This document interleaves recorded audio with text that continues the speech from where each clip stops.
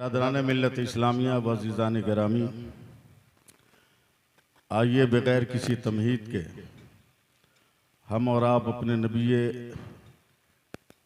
अकरम सल्लल्लाहु अलैहि वसल्लम की बारगाह मुक़द्दस में बाबाज़ बुलंद दरूद पाक की डाली निछावर करें और पढ़ें अल्लाहुम्मा सल्ली अला सय्यदिना व मौलाना मुहम्मदिन मादनी जूद वल करम वालिही बारिक वसल्लिम। ये राल हक का मुज़दा है वो जलवा बार होता है, ये राल हक का मुज़दा है वो जलवा बार होता है। मोहम्मद मुस्तफ़ा का जिस घड़ी दीदार होता है और दरूद पाक पढ़कर अलीमी आप सो जाएं, सुना है ख्वाब में सरकार का दीदार होता है। एक बार और जी लगाकर बाबा से बुलंद दरूद पाक पढ़ लें। सल्लल्लाहु अलैहि नबील उम्मी वालिही बारिक वसल्लम सलातुम व सलामन अलैका रसूल अल्लाह सल्लल्लाहु अलैहि वसल्लम। हज़रात, धूप से डरने की ज़रूरत नहीं है। हमारी इंतज़ामिया कमेटी बहुत चौकस, बहुत मजबूत, बहुत दिल वाले लोगों पर मुश्तमल है। धीरे धीरे इंतज़ाम हो रहा है। कौन जानता था कि 3 दिसंबर की धूप इतनी सख्त हो जाएगी, मगर ये मसलहत परवरदिगार है कि सख्ती झेलने की आदत डालो ताकि कौम में सख्ती पैदा करने वालों की कलाइयां तोड़कर उनको नरमी का जाम पिला सके।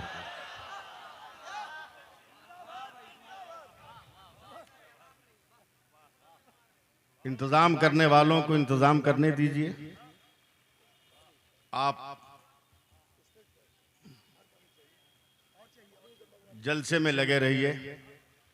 अल्लामा कुतुबुद्दीन साहब क़िबला, अल्लामा सैयद अहमद रज़ा साहब क़िबला और दीगर बावकार उलमाए कराम की खुसूसी तवज्जो के साथ सबसे पहले मैं 4 मिसरे पढ़ने जा रहा हूँ और बलियावी साहब के अलावा हर आदमी की जिम्मेदारी बनती है कि इस शेर पर वो मुंह खोले। बलियावी साहब के अलावा ये कतरा होके भी दरिया से जंग करता है,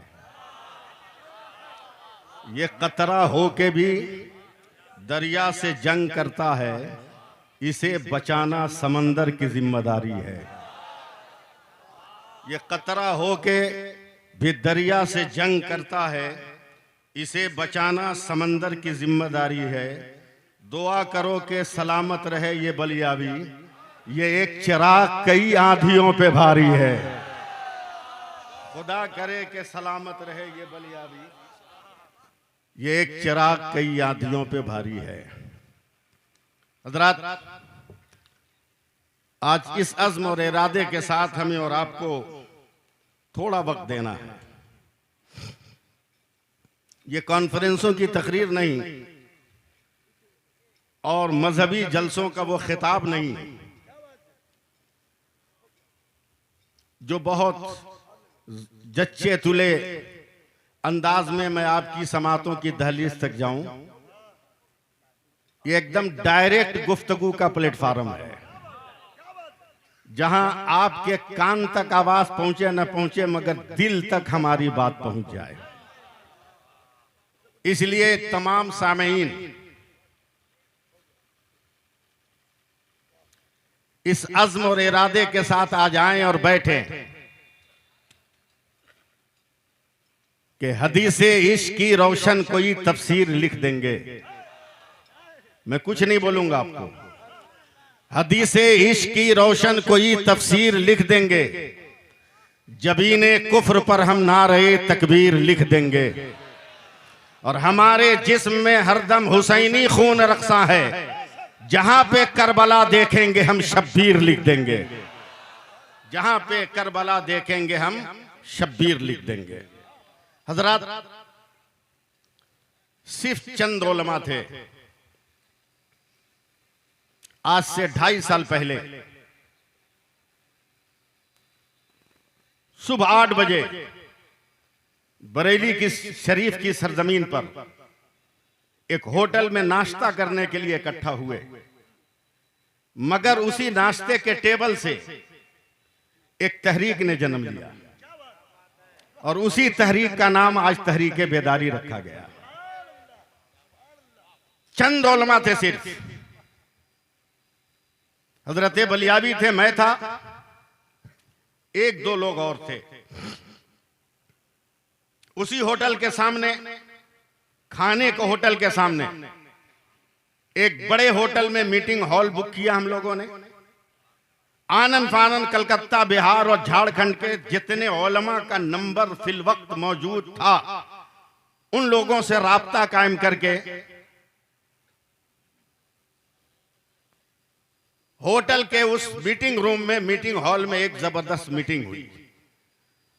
और वहीं से सरकार आला हजरत के रोजे पर फातिहा पढ़ने के बाद हम लोगों ने यह तय किया कि जिंदगी की आखिरी सांस तक हम कौम को गुनाहों से बचाने का अज़्म लेकर उठे हैं बरेली से, और इसी अज़्म को अपनाए हुए हम अपने जिस्म को कब्रों के अंदर डाल देंगे। क्या करना है हमें? एकदम संजीदा गुफ्तगू। एक बादशाह ने अपने दरबारियों से कहा कि इस्लाहे माशरा के लिए, समाज सुधार के लिए कौन सा वसूल अपनाया जाए कि समाज सुधर जाए। एक दरबारी जो बादशाह का की नजरों में बहुत बड़ा बनना चाहता था, उसने कहा बादशाह, इस्लाह माशरा के लिए सबसे बेहतरीन चीज है तरबियत। दूसरा जो उससे जलता था, उसने खड़े होकर बादशाह के दरबार में कहा, बादशाह सलामत, गलत है कि तरबियत पहला वसूल है, सबसे बड़ी चीज है माहौल।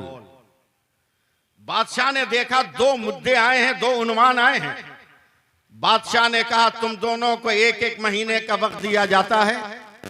जिसने तरबियत को वसूल माशरा बनाया है वो तरबियत पर प्रैक्टिकल दलील दे, और जिसने माहौल को वसूल माशरा बनाया है वो माहौल पर प्रैक्टिकल दलील दे। जिसने तरबियत का दावा किया था उसने 20-25 दिन के अंदर बादशाह को कहा कि मैंने तरबियत का पे सबूत इकट्ठा कर लिया है, अगर इजाजत हो तो उसका मुजाहरा हम दरबार में करें। दरबार सज गया, बहुत गौर से सुने आप, दरबार सज गया। उस तरबियत के उन्वान पर गुफ्तगू करने वाले दरबारी ने ताली बजाई। दरबार के 10 दरवाजे से 10 बिल्लियां आई। बिल्लियों के मुंह में प्लेट है, प्लेट में मोमबत्ती जल रही है। पूरे दरबार में घूम घूम कर करतब दिखाकर वो बिल्लियां फिर राज दरबार से निकल गई। न प्लेट गिरी, न मोमबत्ती गिरी, न मोमबत्ती बुझी। दरबार के तमाम लोगों ने तालियां बजाई। बादशाह ने कहा वाकई तरबियत एक इस्लाह माशरा के लिए बहुत जरूरी है, और आज तुमने साबित कर दिया कि बिल्ली जैसे उछल कूद करने वाले जानवर को भी तरबियत देकर तूने एक ऐसे ढंग में उसे रचाया कि मुंह में प्लेट रखकर प्लेट में मोमबत्ती जलाकर भी वो करतब दिखाते हुए बिल्लियां गुजर गई, न मोमबत्ती बुझी, न प्लेट गिरी। वाकई तरबियत इस्लाह माशरा के लिए बहुत जरूरी है। जिसने कहा था इस्लाह माशरा के लिए माहौल जरूरी है, का तुम अब प्रैक्टिकल पेश करो। 4-5 दिन बाकी है, इसकी खोपड़ी खराब है, कोई दलील इसके पास नहीं बन रही है। अपने एक हमनवा से जिक्र किया ये मामला है, का जंगल में चले जाओ, एक अल्लाह का वली बैठता है, वो सबसे बातें कम करता है। अहले इल्म तवज्जो दे, वो बातें कम करता है, मगर उसने तेरी सुन ली तो फिर तेरे मुकाबले में कोई आने वाला नहीं। गया जंगल में, अल्लाह के वली के सामने बैठा अदब से। बड़ी देर के बाद अल्लाह के वली ने निगाह उठाई, का बेटा क्या जरूरत है? का सरकार ये मामला है, इस्लाह माशरा के लिए। बादशाह ने पूछा क्या करना होगा? एक दरबानी ने कहा तरबियत, मैंने कह दिया माहौल। बादशाह ने कहा दोनों को प्रैक्टिकल दिखाना होगा।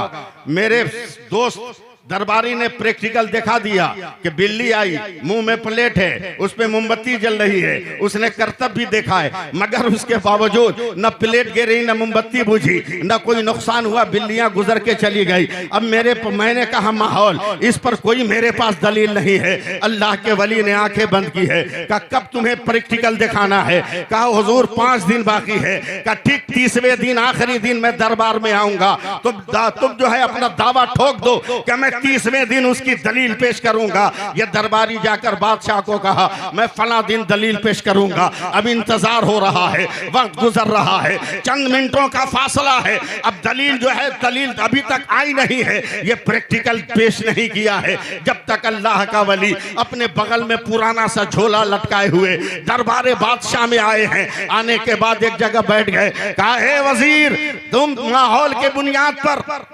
अपना अमल पेश करो। इतना कहना था कि अल्लाह के वली खड़े हुए, कहा पहले उसे बुलाओ जिसने तरबियत का दावा दिया है, मैं उस तरबियत को देखना चाहता हूं। फिर बादशाह ने ताली बजाई है, तरबियत का नारा लगाने वाले ने बिल्लियों को बुलाया है, फिर वो नाच कर उछल कूद कर प्लेट गिरे बगैर मोमबत्ती बुझे बगैर चली गई है। तब जैसे ही वो बिल्लियां जाने लगी, फौरन जो है अल्लाह के वली ने अपने पुराने झोले से 2-4 दर्जन चूहों को निकाला है और बिल्लियों की तरफ खोल दिया है। जैसे ही चूहे दौड़े हैं, बिल्लियों ने प्लेट फेंका है, बिल्लियों ने मोमबत्ती फेंकी है और पूरे दरबार में वाही तबाही मचा दी है। इदारे शरिया ने तरबियत का माहौल बनाया है, मगर अपने गांव से जहेज मांगने वाले इन लालची चूहों को कब भगाओगे?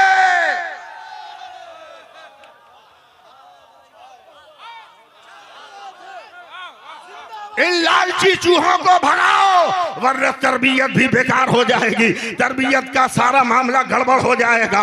इन लालची चूहों को भगाओ जो कह रहे हैं कि बगैर डिमांड के नहीं।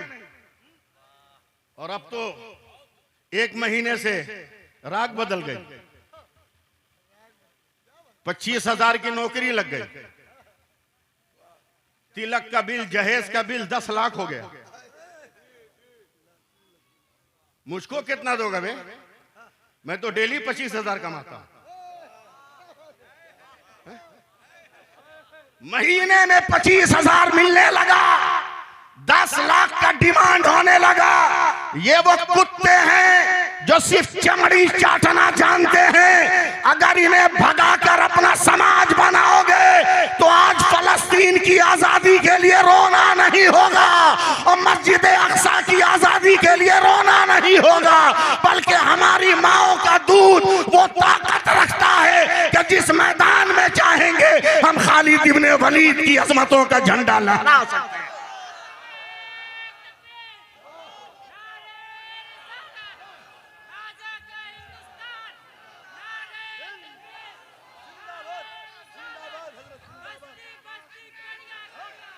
बस बस बस बस, नारा लगाइएगा जब जरूरत आएगी तब। पहले इन लालची कुत्तों का इलाज कीजिए।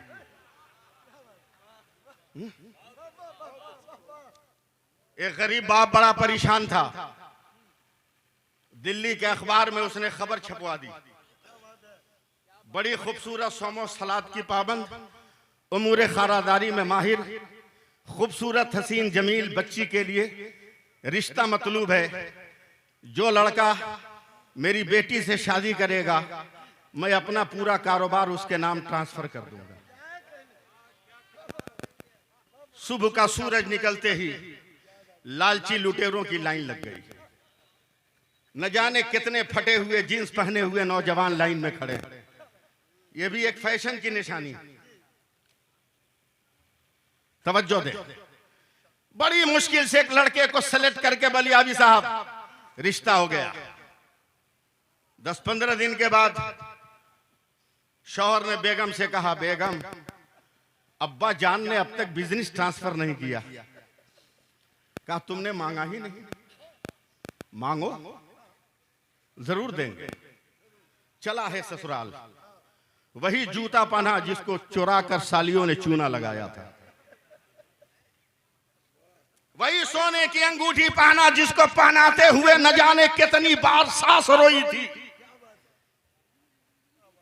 वही घड़ी कलाइयों पे बांधा जिसको खरीदते हुए न जाने गरीब बाप ने कितने कट्ठा जमीन बेच दिया था। चला है इचलाता हुआ और अपने ससुर को दोनों हाथ झाड़ कर कहता, अब्बा जान अस्सलाम वालेकुम। अब्बा आपने अब तक बिजनेस ट्रांसफर नहीं किया। बेटा तूने मांगा ही नहीं। कब आया हूं दे दीजिए। कब बैठो इत्मीनान से लेके आता हूं। 2-2.5 घंटे के बाद 36 इंच का एल्युमिनियम का कटोरा सर पे लेके निकले बड़े मियां। ये परेशान के कौन सा कंप्यूटर है जो 36 इंच के प्याले में अट गया है। और जब बैठे हैं बड़े मियां तो देखा वो कटोरा खाली। दामाद ने उछल कर कहा, अब्बा जान ये क्या है? का पूरा बिजनेस। क्या मतलब? का जब तक बिटिया की शादी नहीं हुई थी यही कटोरा लेकर दिल्ली जामे मस्जिद के दक्षिणी दरवाजे पर मैं रोजाना भीख मांगता था। आज से मैं तुमको ट्रांसफर कर रहा हूँ। भीख मांगो, अगर गरीब बेटियों के बाप से मांगोगे तो तेरी औकात दुकौड़ी की हो जाएगी। अगर किसी बेटी के बाप से मांगना है तो चलेदारे शरिया का दामन था और फातिमा के बाप से मांग ले, तेरी दुनिया भी बना दे, तेरा उकबा भी बना दे।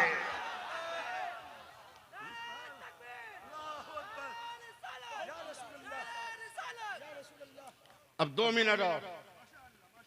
हजरत महमूद गजनवी ने अपने दरबार में कहा कि कोई है जो मुझे हजरत खिज़िर अलैहिस्सलाम की जियारत करा दे। एक दरबारी खड़ा हुआ, कहा हुजूर अगर इजाजत दीजिए तो मैं करा सकता हूं। कहा कैसे?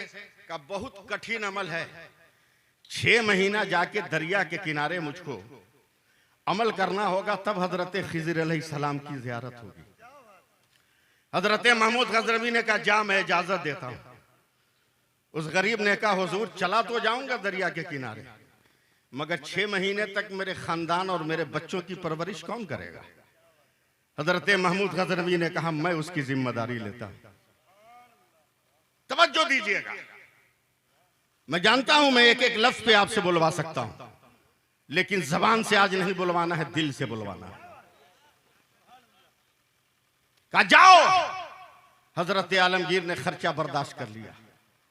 6 महीने होने पर उसे बुलाया गया तो हाथ जोड़कर रोते हुए कहा सरकार मैं नाकाम हो गया, मगर 6 महीने की और अगर मोहलत दे दे तो यकीनन मैं हजरत खिज़िर अलैहिस्सलाम का दीदार करा सकता हूं। कहा जाओ। मैंने 6 महीना और दिया। साल भर के बाद बुलाया गया। क्या हुआ? अब तक दीदार नहीं हुआ? का सरकार माफ कर दीजिएगा, मैं बहुत गरीब हूं, अपने बच्चों को भरपेट खिला नहीं सकता था। बच्चों को भरपेट खिलाने के लिए यही एक तरीका था, कम से कम साल भर मेरे बच्चों ने भरपेट खा तो लिया। अब जो सजा देनी है दे लीजिए। महमूद गजनवी दरबारियों की तरफ रुख करते हैं। कोई भी दरबारी इसके लिए सजा मुतय्यन करे। एक दरबारी ने कहा हुजूर इसको बूटियों में बदल दीजिए, टुकड़े टुकड़े कर दीजिए। एक गोरा चिट्टा आदमी उठा और उसने कहा सुभान अल्लाह, बहुत सही फैसला है। और कोई है जो इस मुजरिम के लिए सजा तजवीज करे? तवज्जो दे। एक खड़ा हुआ दरबारी, कहा हुजूर इसकी बूटियां करके कुत्तों के सामने दे दिया जाए। फिर वही गोरा चिट्टा लंबा चौड़ा आदमी खड़ा हुआ, कहा सुभान अल्लाह, बहुत अच्छा फैसला। फिर हजरत महमूद गजनवी ने कहा और कोई है जो मुजरिम के लिए अपना फैसला सुनाए?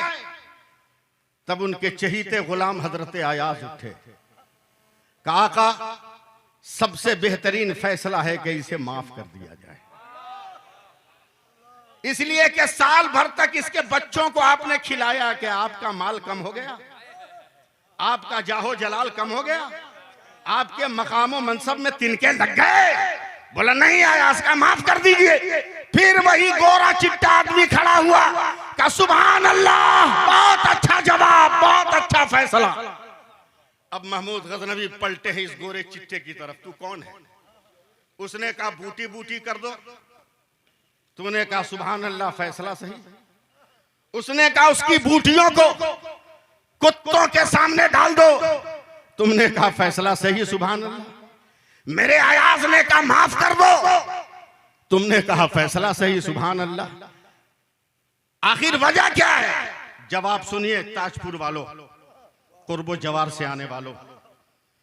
उस गोरे चिट्टे आदमी ने कहा, पहले आदमी ने जो कहा बूटियां बना दीजिए, वो एक कसाई का बेटा है, उसका बाप गोश्त की बूटियां बनाता है, इसलिए वही रंग बेटे के खून में शामिल है। का फिर दूसरे ने कहा कुत्तों के सामने डाल दीजिए। का इसका बाप दूसरे राजा के शेरों को गोश्त की बूटियां डालता है, उसके कुत्तों को डालता है, तो जो बाप का कैरेक्टर है वही बेटे का कैरेक्टर है। का तीसरे अयाज ने कहा माफ कर दीजिए, तो ये मेरे हुसैन का बेटा है, हुसैन माफ करने वाला है, उसकी औलाद भी माफ करने वाली। तवज्जो दें। हजरत महमूद गजनवी ने कहा आप हो कौन? का जिस खिजिर के तलाश में हो वही खिजिर अलैहिस्सलाम मैं हूं। मैंने 3 किरदार आपके सामने रखा है। क्या आप उस लालची लौंडे के बाप बनना चाहते हो जो गरीब बेटियों के बाप का खेत बेचवा दे? क्या आप उस फैशन परस नौजवान के बाप बनना चाहते हो जो अपनी बेटियों को गोद में लेके न चले, कुत्तों को अपनी गोद में लेकर चले? क्या ऐसे बेटे का बाप कहलाना चाहते हो, या हजरत अयाज के बाप की तरह अपने बाप का मिजाज बनाना चाहते हो? तो उठो, हाथ उठाओ और कहो हम जमाने की राह पर नहीं चलेंगे, हम करबला के शहीद आजम की राह पर चलेंगे। करबला के शहीद आजम की राह पर चलेंगे। अगर ये नजरिया हमारा हो जाए, क्या कहना, क्या कहना। आखिरी बात, आखिरी बात, आप जानते हो आसाम में सिर्फ इसलिए सुन्नी सहीउल अकीदा मिसबाही आलिम और मुफ्ती का मर्डर हो गया कि कमेटी के जिम्मेदार इंसान के बेटे ने कहा मेरा दोस्त बहुत बड़ा गुनहगार है और ये उसका मशरब अकीदा है, उसका निकाह पढ़ाना है। उसने कहा नहीं, मैं आला हजरत का मानने वाला हूं, मैं ऐसे गंदे का निकाह नहीं पढ़ाऊंगा। ऐशा के बाद उसने इनकार किया, फजर की नमाज से पहले उसे टुकड़ों में काट दिया गया। क्या हैसियत है? ये उलमा बैठे हैं, क्या इनके बराबर है कोई समाज में? इनके बिलमुकाबिल कोई है?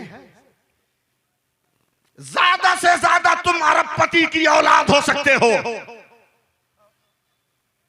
करोड़पति के वारिस हो सकते हो, किसी जमींदार और चौकीदार और किसी अनिस्टर और मनिस्टर के तुम औलाद हो सकते हो, वारिस हो सकते हो। मगर ये जितने उलमा बैठे हैं, ये चौकीदार के वारिस नहीं है, ये जमींदार के वारिस नहीं है, ये नबियों के वारिस है। इनकी इज्जत करो, इज्जत पाओगे। हजरत इमाम मोहम्मद ने ख्वाब देखा कि मेरे गांव का एक आदमी जन्नत में घूम रहा है। पकड़ लिया उसे, कहा तू जन्नत में? कहा बस आ गया। आंख खुल गई, याद आया कि यह आदमी तो अभी जिंदा है, यह आदमी तो अभी जिंदा है। शाम तक तलाश किया, क्या तुमको जन्नत में देखा? क्या हुआ? जन्नत में तुमको देखा? बोला चले गए होंगे। कहा हम खुद देखे। अमल बताओ? कहा कोई अमल याद नहीं। कहा जोर दो जहन पे। कहा 4-5 दिन पहले एक आलिम की इज्जत हमने कर लिया था।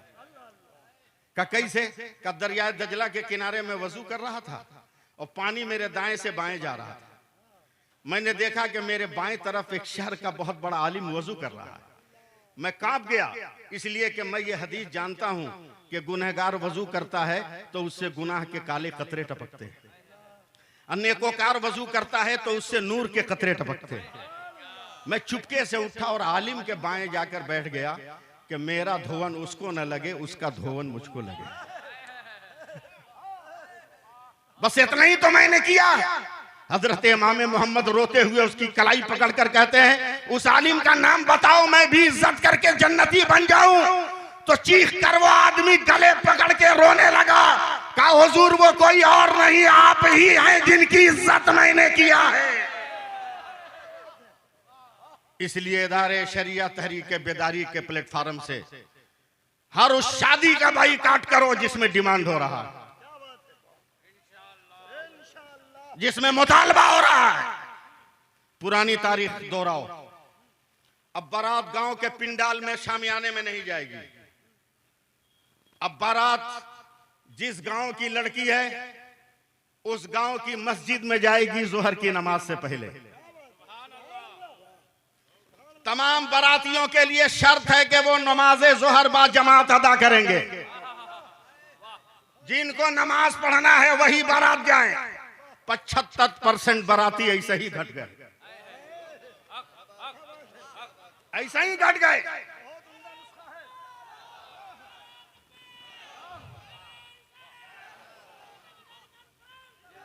जोहर की नमाज पढ़ने के बाद इमाम मस्जिद ने कहा पढ़ाए, एक गिला शरबत एक छुहाड़ा हर बाराती को दो, कहिए जाइए अपने घर। लड़के का बाप भी बैक हो जाए, आगे पीछे फोटो खिंचवाने वाले दुमछल्ले भी हट जाए, लड़का रह जाए और शाम को अपनी बीवी को दुल्हन को विदा कराकर अपने घर लाए। जितना खिलाना है दावते वलीमा के दस्तरखान पे खिला। तल्ख है मगर हकीकत बयान कर रहा हूं। 10 रुपये 20 रुपये का चाट खरीदते हो बाजार में फुटपाथ पे, जब तक वो चाट चम्मच से उठता है चम्मच से उठाते हो, चम्मच फेल कर गया तो उंगली फेर के उठाते हो, और अभी भी डर है कि कुछ सटा हुआ है तो लकड़ी निकाल के पत्ता चाट लेते हो। तेरे 20 रुपया के चाट में इतना दम, और गरीब बेटियों के बाप तुम्हारे पेट भरने के लिए बकरे ज़बह करते हैं और तुम बूटियां चूस चूस कर दस्तरखान पर फेंक कर मजाक उड़ाते हो और हड्डियों की ढेर लगाकर कहते हो, देख बे मैं इतना खाया हूं, तू कितना खाया है। लालची दूल्हों से भी समाज को बचाओ, लालची बरातियों से भी समाज को बचाओ। और ये शर्त रख लो कि जो बराती जाएगा उसे जमात के साथ नमाज पढ़नी। 75% ऐसे ही आउट हो जाएंगे। अल्लाह ताला हम सब पे फजल फरमाए, दारैन की सादतें अता फरमाए। मैं अकेला ही चला था जानिबे मंजिल, मगर लोग साथ आते गए कारवां बनता गया। मैं दुआ करता हूं कि परवरदिगार आलम अपने महबूबान बारगाह के सदक़े तुफ़ैल बिलखुसूस कायदे अहले सुन्नत अल्लामा अरशदुल क़ादरी और आकाए नेमत हुजूर मुफ्ती आज़म हिंद अलैहिम रिज़वान के फ़ैज़ व बरक़ात से इस तहरीक को माला माल फरमाए। हम सबको हौसला अता फरमाए, हम सबको एक और नेक बनने की तौफीक रफ़ीक अता फरमाए। बलियाबी साहब एक मिनट की इजाज़त चाहूँगा। देखिए एक शेर बहुत बूढ़ा हो गया तो जवान शेरों ने उसका बाइकाट कर दिया। कब तक हम कमा कमा के इसको खिलाएंगे? जो आजकल बेटा लोग कर रहा है, बाप बूढ़ा हुआ तो साइड कर दिया, समझे, और नए दुपट्टे की हवा में पूरे दुपट्टे पुराने दुपट्टे की अजमत भूल गया। अरे बकलोल, नए दुपट्टे में परफ्यूम की खुशबू है और पुराने दुपट्टे में ममता की खुशबू थी। तुमने तमीज नहीं किया। नौजवान शेरों ने बाइकाट कर दिया। भूखा बूढ़ा शेर कब तक जंगल में रहता? एक दिन जंगल से बाहर निकला, गांव के सारे कुत्तों ने घेर लिया। हाँ, बोला यही है जो हमारे बाप दादा को खाया है। सारे कुत्ते घेर लिए, घूई घूई, जब तक जंगल के तमाम जवान शेर निकले। देखा मेरी बिरादरी का बूढ़ा शेर कुत्तों के घेरे में है। छलांगे लगाई शेरों ने, तमाम कुत्तों को काट छांट कर भमोर कर भगा दिया। तब बूढ़े शेर ने हाथ जोड़कर कहा, बेटो तुमने तो मेरा बाइकाट कर दिया था, फिर तूने मेरी जान कैसे बचाई? तो जवान शेरों ने कहा, चाचा आपस में झगड़ा चाहे जितना हो, मगर जब कौम की अजमत का सवाल आ जाएगा तो बिरादरी का झगड़ा नहीं देखा जाएगा, कौम की अजमतों का झंडा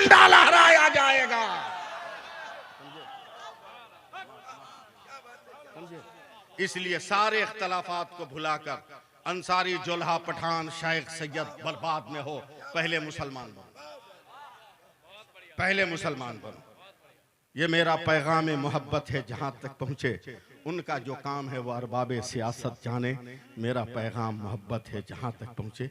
अस्सलामु अलैकुम व रहमतुल्लाहि व बरकातहू। दुआ कीजिए कि मैं तहरीक बेदारी के हल जलसे में शरीक रहूं और बलियाबी साहब की सरपरस्ती में। आप बोल चुके हैं शरीक रहूंगा, हो रहे हैं, दुआ करने को कह रहे हैं ताकि और इस्तेहकाम मिल जाए। जो सब करेंगे हम आमीन कहेंगे। आप ही करें। इंशाअल्लाह मैं हर प्रोग्राम में शिरकत कर रहा हूँ। हाँ, दुआ करें अल्लाह ताला इस तहरीक को और बेदार फरमाए। देखिए, हम लोग सपना नहीं देखना चाह रहे हैं, हम लोग सपने को हकीकत में बदलना चाह रहे हैं। मैं चाहता तो भी एक एक नौजवान को खड़ा करवा कर आपसे वादा करवा सकता था, मगर ये काम हमने अपने बड़े भाई बलियाबी साहब को दिया है, वो करवाएंगे। मैं आपसे रुखसत हो रहा हूँ, मगर जब भी आवाज दीजिएगा मैं जिंदा हूँ, मैं आपकी मदद करने के लिए कमर बांध कर आपके यहाँ आने को तैयार हूँ। अस्सलामु अलैकुम व रहमतुल्लाह।